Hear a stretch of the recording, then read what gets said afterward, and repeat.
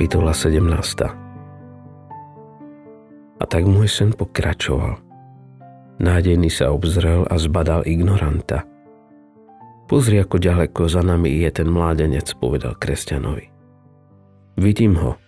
Asi nestojí o našu spoločnosť, odpovedá kresťan. Ale som istý, že by mu nezaškodilo, keby s nami držal krok, nádejný hovorí. Máš pravdu, no ručím ti za to, že on si myslí niečo iné. Nádejný hovorí.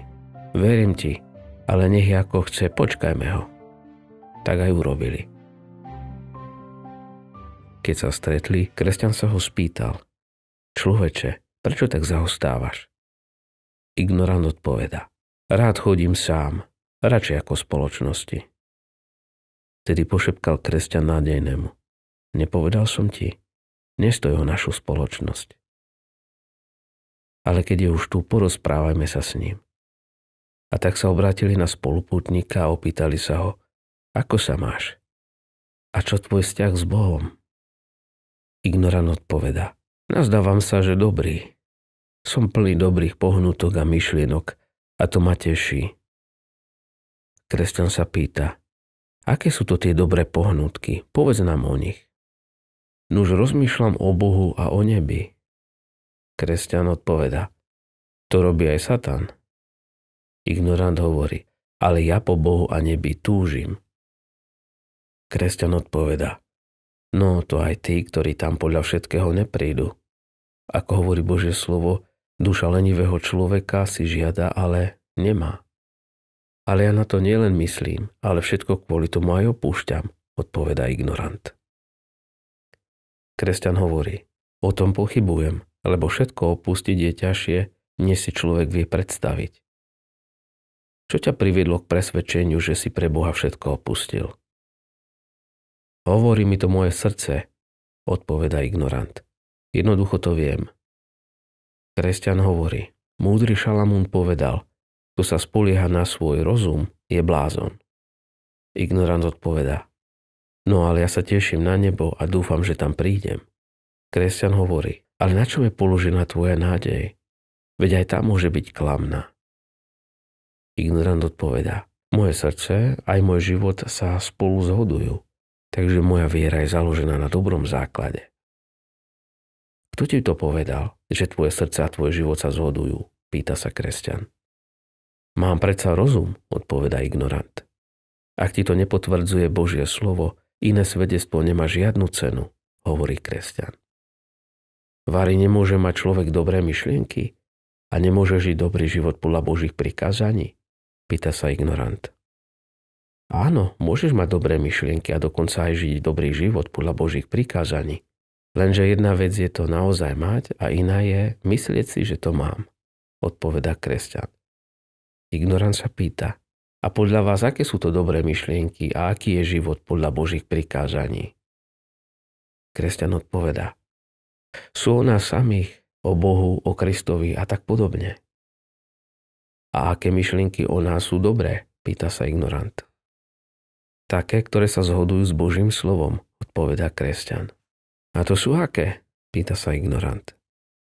Kresťan odpoveda. Keď sa vidíme tak, ako nás vidí Boh. Napríklad Božie slovo hovorí o ľuďoch toto. Nie to nikoho, kto by činil dobré, niet ani jedného. Všetko zmýšľanie ich srdca bolo ústavične zlé.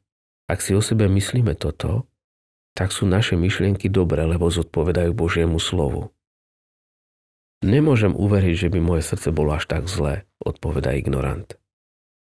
A preto tvoje zmýšľanie o sebe samom nie je dobré, hovorí kresťan. Ale dovol, aby som pokračoval. Božie slovo súdi nielen naše srdce, ale aj naše cesty. A znovu, a ak sa naše zmýšľanie o našom srdci a cestách zhoduje so súdom Božieho slova, tak je dobré, lebo mu zodpovedá. Ako to myslíte? Pýta sa ignorant.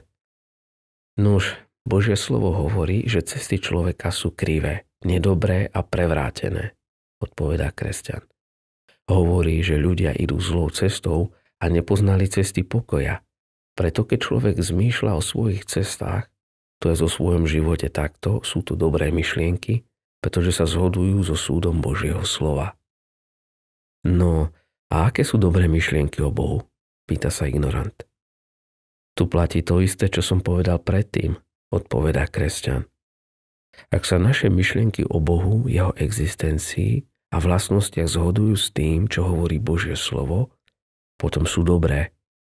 Keď si neustále pripomíname, že on nás pozná lepšie ako my sami, že vidí i ten hriech, ktorý si my neuvedomujeme, že vidí aj naše najtajnejšie myšlienky, že naše srdce je pred ním odkryté, že všetka naša spravodlivosť je v jeho očiach ohavná a preto nestrpí našu nezávislosť a spoliehanie sa na naše skutky, sme na dobrej ceste. A vy si myslíte, že si neuvedomujem, že Boh vidí ďalej ako ja? Odpovedá ignorant. Alebo že by som sa nemal spoliehať na svoje skutky? Ako to teda vidíš? Pýta sa kresťan. Neviem, odpovedá ignorant. Asi by som mal veriť v Krista, aby som bol ospravedlnený. Takže ty veríš v Krista, ale nie si presvedčený, že to potrebuješ? Pýta sa kresťan. Ty nevidíš svoj prirodzený ani skutočný hriech, ale máš o sebe vysokú mienku? Z toho vyplýva, že nevidíš potrebu byť ospravedlnený Kristom. Ako potom môžeš povedať, že v neho veríš? Napriek tomu, čo hovoríte, je moja viera dosť dobrá, odpovedá ignorant. Aká je tvoja viera? V čo veríš? Pýta sa kresťan. Verím, že Kristus zomrel za hriešných a že budem pred Bohom ospravedlnený, lebo uznám moju poslušnosť jeho zákonu, odpovedal ignorant.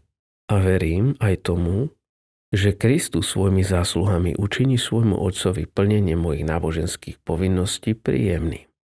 Verím, že na ospravedlnenie to stačí. Dovol, aby som ti dal odpoveď na tvoje vyznanie viery, hovorí kresťan. Tak poprvé, je to viera, ktorú si sám vymyslel, lebo o takej viere nie je v Božom slove ani zmienka. Po druhé, je zlá a falošná, lebo odmieta ospravedlnenie osobnou Kristovou obeťou a pripisuje ju sebe. Po tretie, podľa nej Kristus neospravedlňuje teba, ale tvoje skutky. A zase teba, ako človeka, ospravedlňujú tvoje skutky. A to je klamstvo. A ďalej po štvrté, to nie je skutočná viera. V deň súdu ti nepomôže a dopadne na teba hnev všemohúceho Boha. Skutočná viera ženie človeka ku Kristovi, pretože vie, že na základe zákona musí byť odsúdený. Kristus svojou spravodlivosťou nerobí tvoju poslušnosť príjemnou Bohu, aby si mohol byť ospravedlnený. Jeho priviedla poslušnosť Božiemu zákonu na kríž, kde za nás vytrpel to, čo od nás tento zákon vyžadoval. Práva viera túto spravodlivosť prijíma. Jedinou nádejou človeka je prijať vierou Kristovú obeť, nechať sa obmyť jeho krvou a prijať od neho čisté a nepoškodené rúcho spravodlivosti. A toto je Bohu príjemné. Ignorant odpoveda. Čože? Vy tvrdíte, že sa máme spoliehať len na to, čo Kristus vykonal bez nás? Tak teda povolí úzdu našim žiadostiam a dovolí nám žiť tak, ako sa nám zachce. Veď potom stačí veriť a nezáleží na tom, ako žijeme. Kristova spravodlivosť nás ospravedlní. To je predsa cestné učenie. Tvoje meno vystihuje tvoju podstatu, hovorí kresťan. Si naozaj ignorant. Tvoja reakcia je toho dôkazom. Neuvedomuješ si, čo je to ospravedlňujúca spravodlivosť a ako sa zachrániť pred Božím hnevom. Nevieš vlastne nič ani o spasiteľnej viere v Krista. Viera otvorí srdce človeka Bohu, jeho slovu, jeho cestám a jeho ľudu a zošklivý mu hriech. Do toho vstúpi nádejný a hovorí, opýtaj sa ho, či sa mu niekedy zjavil Kristus. Ignorant hovorí, čože? Vy veríte na zjavenia? Veď to je výplod pometeného mozgu. Prečo si to myslíš? Hovorí nádejný. Kristus a Boh sú telesnému chápaniu skrytí. Nie je možné ho poznať, len ak to zjaví sám Boh Otec. To je vaša viera, ale nie moja, hovorí ignorant. Avšak tá moja je aspoň taká dobrá ako tá vaša. Nemal by si o tom hovoriť tak ľahko vážne, hovorí kresťan. Môj priateľ ti povedal, že Ježiša Krista nemôže spoznať nikto, len ak mu ho zjaví Otec. A viera, ktorou sa človek drží Krista, je daná jeho mocou. Ale tak sa mi zdá, že tebe je to úplne neznáme. Zobuď sa a uvidíš svoju biedu. Bež k Pánovi Ježišovi. Jeho spravodlivosť ťa môže zachrániť pred zatratením lebo on je Boh. Idete veľmi rýchlo, hovorí ignorant. Nevládzem s vami držať krok. Choďte napred. Ja musím trochu zastať. Nevedomý. Či len predsa dobrou radou toľkokrát ti ponúkanou pohrdneš. Odmietnutie stane sa ti ťažkou stratou. Za skutok len zlo na seba uvrhneš. Spamätaj sa, človek milý, ja ťa prosím. Dobrá rada stane sa ti záchranou. Keď odmietne spasiteľnú pravdu kdosi, zavrhnutý bude pekla za bránou. Kresťan sa obrátil k nádejnému a povedal: Poď, priateľ môj, vidím, že zase musíme ísť sami.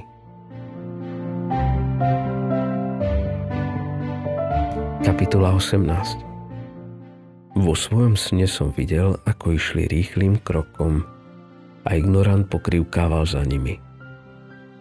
Kresťan svojmu druhovi povedal: Veľmi ľutujem toho ubohého človeka.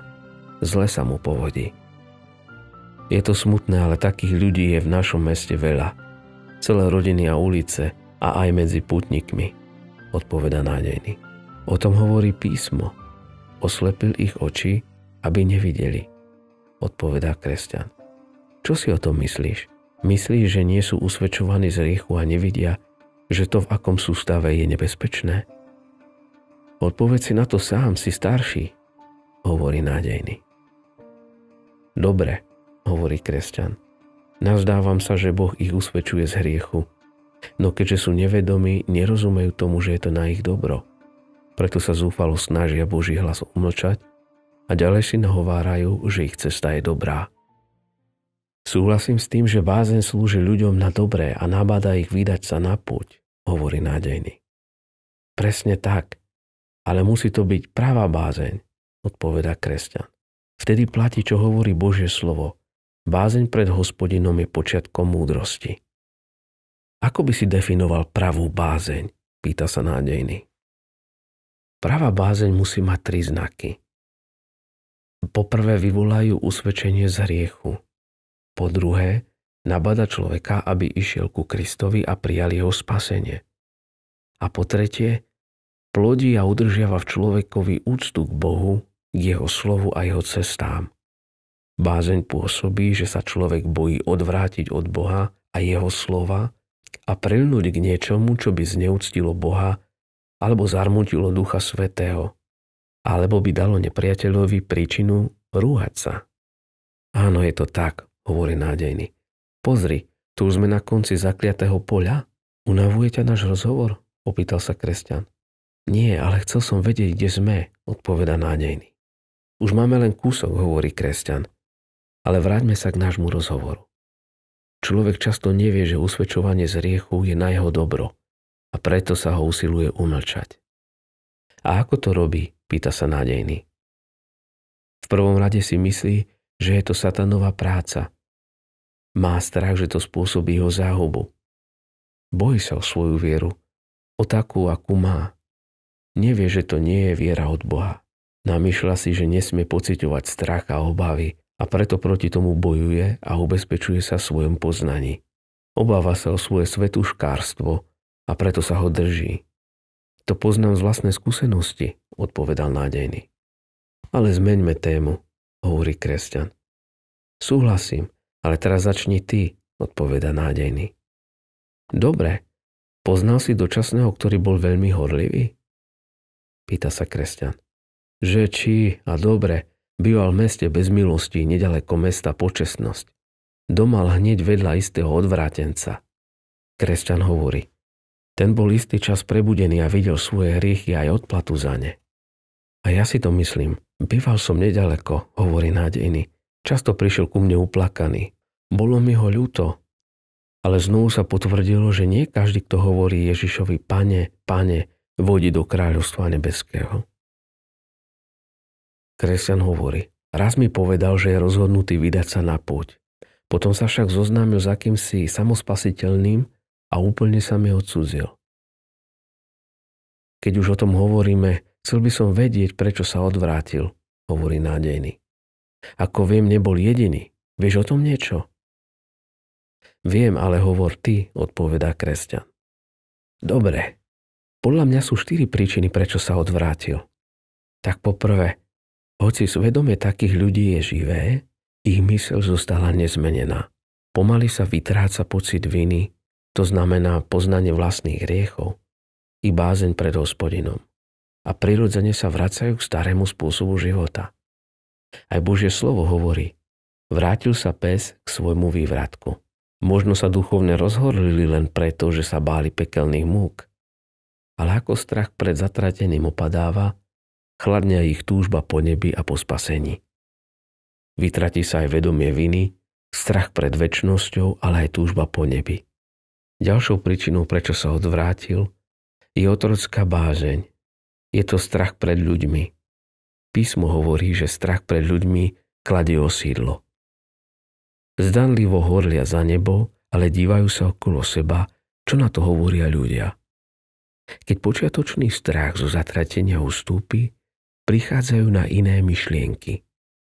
Ubezpečujú sa, že je dobre byť múdrym a neprivodiť si tak zbytočné trápenie.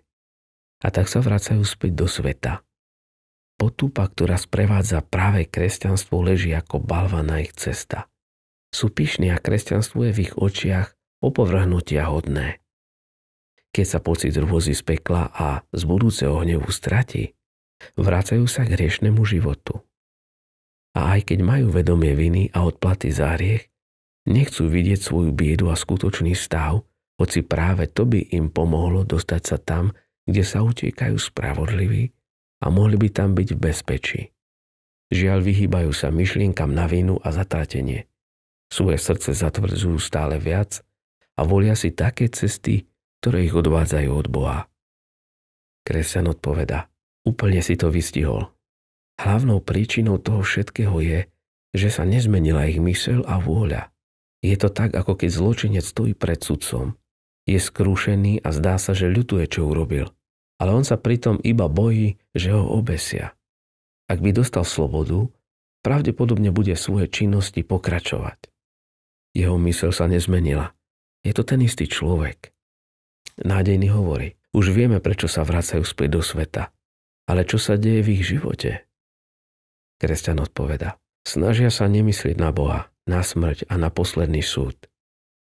Zanedbávajú modlitbu, nebojujú so svojimi žiadosťami, už nepociťujú žiaľ nad hriechmi, ich bdelosť voči zlu otupela. Vyhýbajú sa spoločnosti kresťanov. Netúžia po čítaní a počúvaní Božieho slova a po duchovných rozhovoroch. Na bratoch a sestrach hľadajú chyby a nedokonalosti. Začnú sa priateliť s telesnými a nečestnými ľuďmi. A stále častejšie sa pohrávajú s niektorými hriechmi. Keď už celkom umlčia svoje svedomie, znovu ich strhne prúd neprávosti. Ak sa Boh nad nimi nezľutuje, zahynú.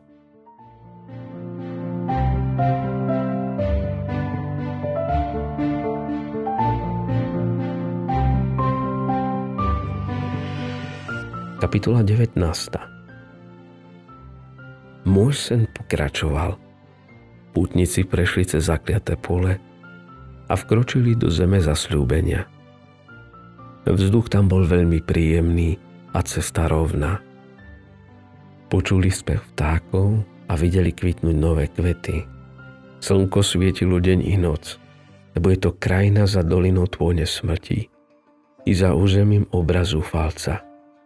Odtiaľ už nevideli hrad pochybnosti, no videli mesto, do ktorého putovali. Dokonca sa stretli aj s niektorými jeho obyvateľmi. Prechádzajú sa tu skvejúce sa bytosti, lebo leží napomedzi neba. Tu sa obnovila aj zmluva medzi nevestou a ženíchom, lebo ako je napísané, ako sa ženích teší z nevesty, tak sa tebe bude radovať tvoj Boh. Tu nemali nedostatok potravy, lebo našli hojnosť všetkého, čo hľadali na svojej púti.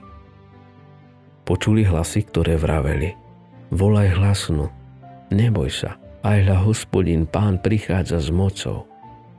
Hľa jeho mzda je pri ňom a jeho odmena je pred ním. A obyvatelia volali, svätý ľud vykúpený Hospodinovi a podobne. Na tomto kúsku cesty prežili viac radosti ako počas celej doterajšej púte vo vzdialenejších krajoch. Čím viac sa blížili k mestu, tým mali lepší a krajší výhľad.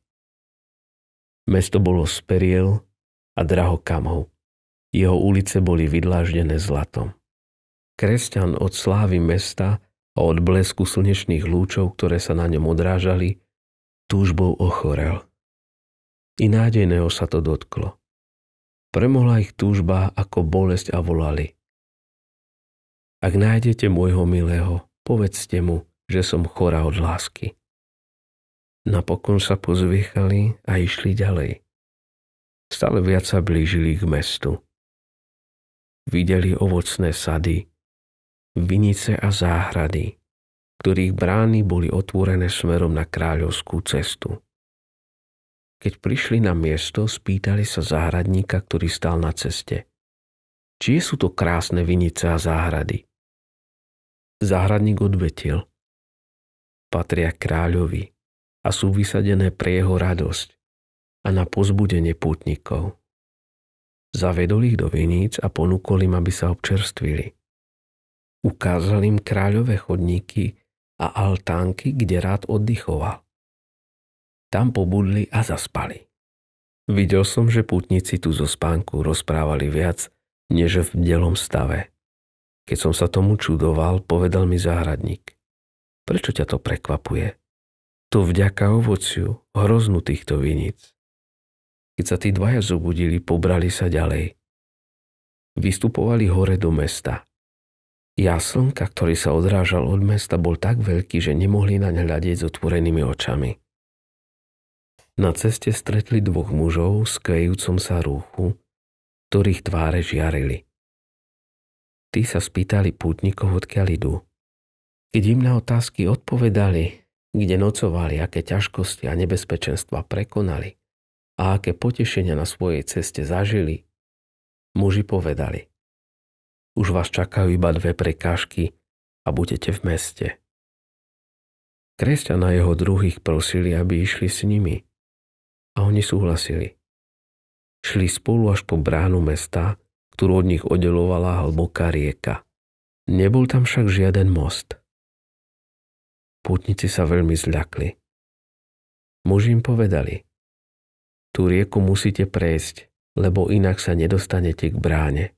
Pýtali sa, či tam nevedie nejaká iná cesta. Ale vedie, lenže ňou nikto nesmie ísť. Od založenia sveta ňou prešli len 2 ľudia, Enoch a Eliáš. A kým nezatrúbi posledná trúba, nik ju nemôže použiť. Putníci boli nešťastní, najmä kresťan. Obzerali sa okolo seba, ale inej cesty niet. Opýtali sa teda mužov, či je voda všade rovnako hlboká. Nie je, odvetili. No pomôcť vám nemôžeme. Niekde je hlbšia, niekde plitšia, podľa toho, ako veríte v kráľa tohto mesta. Vošli teda do vody. Kresťan sa hneď začal topiť a kričal na svojho priateľa: Obklúčil ma prúd, všetky príboje a vlny sa cezo mňa prevalili. Nádejný odpoveda: Neboj sa, brat môj, ja cítim pod nohami dno, dobre je. Kresťan hovorí: Priateľ môj, úzkosti smrti ma obklúčili. Bojím sa, že neuvidím krajinu, ktorá oplýva mliekom a medom. Zmocnila sa ho hrôza, lebo nevidel pred seba. Jeho pamäť mu vypovedala službu, takže si nemohol spomenúť na žiadne zo sladkých občerstvení, ktoré nachádzal na ceste svojej púte. Nevládal ani hovoriť. Nezrozumiteľnými slovami naznačoval, že sa bojí, aby v rieke nezahynul. Bál sa, že nedôjde až k bráne a neprejde ňou. Okolo stojaci ho pozorovali. Trápil sa pre rôzne myšlienky i pre hriechy, ktoré páchal predtým, ako sa stal pútnikom, ale i potom. Nádejné mu dalo veľa práce, aby mu udržal hlavu nad vodou. Niekoľko raz sa zdalo, že sa utopí, ale po chvíli sa vždy vynoril. Nádejný sa ho snažil potešiť. Brat môj, vidím bránu a v nej ľudí, aby nás privítali. Kresťan odpoveda: To teba čakajú. Ty si bol vždy plný nádeje. Ale veď to aj ty, odpoveda nádejný. Brat môj, keby som sa správal tak, ako treba, istotne by mi teraz Boh pomohol, ale pre moje hriechy ma opustil, odpovedá kresťan. Nádejný mu na to hovorí. Vari si celkom zabudol na slovo žalmistu o bezbožných? Lebo netrpia múky, zdravé a vypasené je ich telo, nelopotia sa ako smrteľník a nesúžuje ich, čo trápi ľudí. Trápenie a súženie v týchto vodách nie sú znamením toho, že ťa Boh opustil, ale sú tu preto, aby ťa vyskúšali. Či sa rozpamätáš na všetky jeho dobrodenia a či sa v tvojich útrapách spoľahneš na neho a zotrváš. Kresťan chvíľu rozmýšľal. Nádejný dodal. Dúfaj. Ježiš Kristus ťa posilní a uzdraví. V tom kresťan vykrikol. Opäť ho vidím. Hovorí mi, keď pôjdeš cez vodu, budem s tebou. A keď cez rieky, nezaplavia ťa. Oboch to pozbudilo a nepriateľ zmlkol.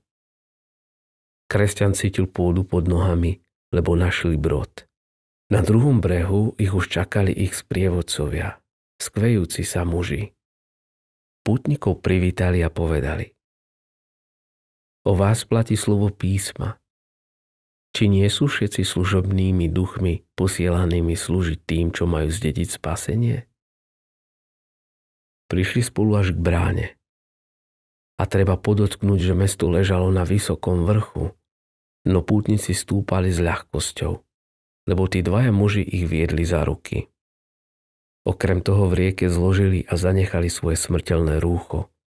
Šli veľmi ľahko a rýchlo, i keď základy mesta boli vyššie ako oblaky. Celou cestou sa zhovárali a tešili sa, že šťastne prešli cez rieku a že majú takých slávnych spoločníkov.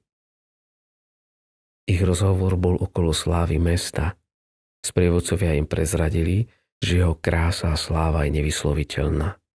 Rozprávali im, že je tam vrch Sion, nebeský Jeruzalem a nespočítateľné množstvo anielov, duchovia spravodlivých, dokonalých ľudí, Otecko Boh a Pán Ježiš.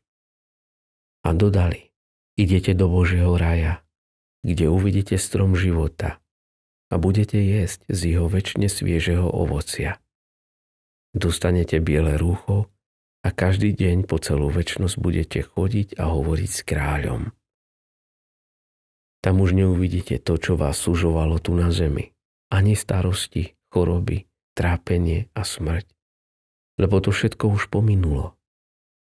Uvidíte Abraháma, Izáka, Jákoba, prorokov, ľudí, ktorých Boh zachránil od zlého, ktorí teraz odpočívajú a chodia svojej spravodlivosti. A čo budeme robiť na tom svetom mieste? Opýtali sa pútnici. Tam dostanete potešenie za všetky útrapy a radosť za všetko súženie. Tam budete žať, čo ste siali. Ovocie svojich modlitieb, slz a utrpenia za kráľa. Ponesiete zlaté koruny a budete sa radovať z toho, že budete neprestajne vidieť svätého, ktorému budete neprestajne slúžiť s chválou, plesaním a ďakovaním. Tomu, ktorému ste slúžili na zemi, hoci to bolo spojené s mnohými ťažkosťami. Tam sa budete radovať pohľadom na Všemohúceho a počúvaním jeho milého hlasu. Tam sa budete tešiť so svojimi priateľmi, ktorí vás predišli, a s radosťou príjmete a uvítate každého, kto príde po vás. Budete odiatí slávou a nádherou. Budete hotoví chodiť s kráľom slávy. Keď sa za zvukov trúby vráti na zem, prídete s ním. Keď budete sedieť na tróne a súdiť, budete s ním. Keď vyniesie výrok nad všetkými činiteľmi neprávosti, už či to budú anjeli alebo ľudia, budete mať slovo, lebo sú to jeho i vaši nepriatelia. Keď sa potom vráti do mesta, pôjdete za zvukov trúby s ním a budete s ním až na veky. Počas rozhovoru boli stále bližšie k bráne. Zástup nebešťanov im išiel v ústrety a tí dvaja skvejúci sa povedali: toto sú tí, ktorí milovali nášho Pána, kým boli na svete, a ktorí všetko opustili pre jeho sväté meno. On nás poslal, aby sme šli po nich a až sem ich sprevádzali, aby vošli a pozerali sa s radosťou do tváre svojmu vykupiteľovi. Nebešťania zajasali. Blahoslavení, ktorí sú povolaní na svadobný hod baránkov. Zároveň im vyšlo v ústrety aj niekoľko kráľových trúbačov, ktorí boli oblečení v bielých žiarivých rúchach a zvučne trúbili, až sa nebo ozývalo. 1000 rád pozdravili kresťana a jeho druha. Vítajte, vítajte zo sveta. Obstúpili ich zo všetkých strán a tak šli niektorí pred nimi, niektorí za nimi, jedni sprava, iní zľava, ako by ich mali cestou cez vyššie oblasti strážiť. Ustavične jasali a krásne spievali. Znovu a znovu jasotom, hudbou, pohľadom či gestami dávali kresťanovi a jeho bratovi najavo, že sú vítaní a s akou radosťou im vyšli v ústrety.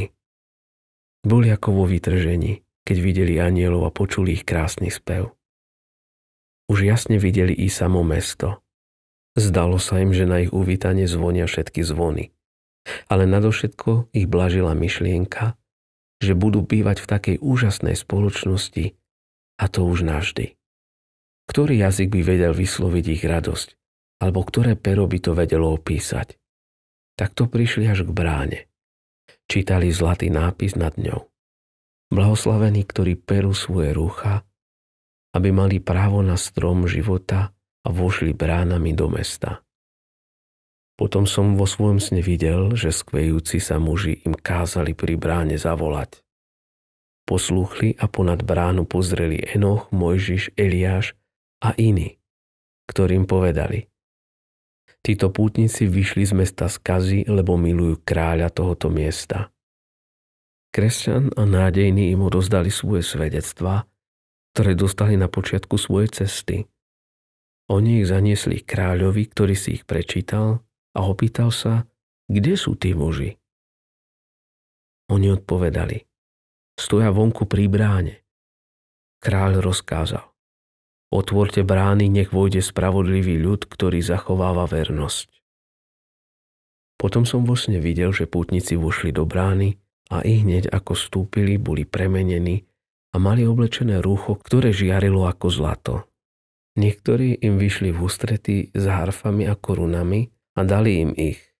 Harfy na to, aby na nich hrali na chválu kráľa a koruny na dôkaz cti. A potom som počul, ako od radosti zazneli všetky zvony mesta a pútnici počuli: vojdite do radosti svojho pána. A počul som ich aj dvoch nahlas spievať: sediacemu na tróne a baránkovi dobrorečenie, česť, sláva i vláda na veky vekov. Keď sa otvorili brány, aby vstúpili, videl som, že mesto sa skvelo ako slnko. Ulice boli vydlaždené zlatom a po nich chodilo mnoho ľudí s korunami na hlave, s palmami v rukách a so zlatými harfami. Hrali a spievali na chválu a slávu Bohu. A boli tam aj takí, ktorí mali krídla a ktorí bez prestania prevolávali: Svätý, svätý, svätý, Pán Boh všemohúci. Hneď na to bránu zatvorili. Keď som to všetko videl, aj ja som si prial byť medzi nimi. Hľadil som na to všetko s úžasom. Potom som sa obzrel a videl som ignoranta, ako ide smerom k rieke. Dostal sa cez ňu veľmi ľahko, oveľa ľahšie ako tí dvaja. Zastihol totiž prievozničku menom Márna nádej, ktorá ho previezla na druhú stranu. Videl som, ako stúpal do vrchu smerom k bráne. Lenže išiel sám. Nikto mu nešiel oproti. Keď prišiel k bráne, pozrel na oznam, ktorý bol nad ňou a začal klopať. Muži, ktorí pozreli ponad bránu, sa ho opýtali, odkiaľ ide a čo chce. Ignorant odvetil: jedol a pil som pred kráľom a učil na našich uliciach. Opýtali sa ho, kde má svoje svedectvo, aby ho ukázali kráľovi. Hľadal, ale nič nenašiel. Máš svedectvo? Opýtali sa ho. Nepovedal už ani slovo. Tak to oznámili kráľovi a ten ani nechcel zísť a vidieť ho. Ale dal povel dvom skvejúcim sa mužom, ktorí sprevádzali kresťana nádejného, aby ignoranta poviazali a vyhodili. Muži poslúchli a odniesli ho ku dverám na svahu vrchu. Vtedy som videl, že ešte aj od samej brány neba vedie cesta do pekla, práve tak, ako z mesta skazy. A v tom som sa prebudil a hľa bol to sen.